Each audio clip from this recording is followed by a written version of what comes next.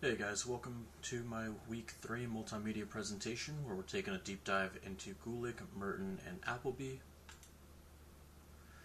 These are the 3 works that we'll be studying today. I've included the page numbers. Apart from Paul Appleby's Government is Different, that is a PDF, so I've used the page numbers that were assigned in the PDF.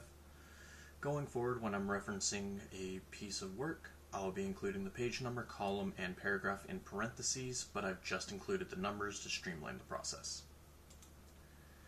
First, we'll be speaking about Luther Gulick's. He believed in a division of labor. He saw that people are naturally gifted in different areas, and he thought that specializing in a different area would help eliminate time loss when you are transitioning between tasks. He acknowledged that as technology grows, the division of labor will occur more because people are less likely to be able to learn every aspect of the job. He saw that there are limitations in the division of labor. He saw that you could not divide work under a full-time 40-hour work week, which that part does not hold up today because part-time is running rampant, especially through retail. But in the government sector, I do see that full-time is more common. He also says that you cannot subdivide work that is integral to each other, and you cannot subdivide work that is intricately related, where you lose the central component to the whole. He stated that you can organize all the subdivisions through POSCORD, and a great example of this is in code enforcement. Every code enforcement has a director. The director staffs and organizes by district. He plans our day through our requests. He coordinates with other agencies as needed, and he reports all code enforcement statistics to council, which then creates a future budget. Moving on to Robert Merton.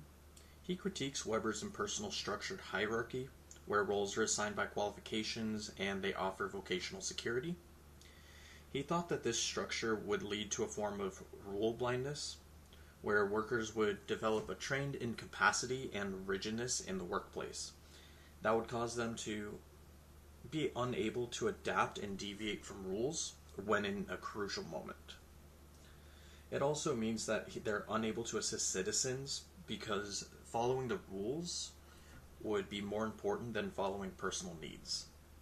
They would also be resistant to new changes if those changes would oppose old beliefs. A great example of this is a story that my dad told me. In the military, my dad had challenged his superiors when the superiors told him to march through an active sniper area. He said that he would refuse to endanger the lives of his troops. The superiors made another team walk through that area, and it resulted in multiple casualties. Later on, when my dad was up for promotion, he was rejected by the same superior and denied upward mobility. Lastly, we'll be looking at Paul Appleby. He thinks that government is different from the private sector. Workers in a private sector may not be the best suited for government because they cannot think like one. They'll be thinking more business-minded. He thinks that a government employee needs a public interest attitude. They need to be action-oriented and be able to organize resources. And this is where big business is able to be better suited than entrepreneurs because they are used to that. However, the more tenured a private worker is, the more likely they're unfit for government positions. Also, every decision in government is exposed to the public and is scrutinized, and this is different from private sectors because, well, they're private. Great examples, so I actually transitioned from a managerial big business Home Depot to the government sector.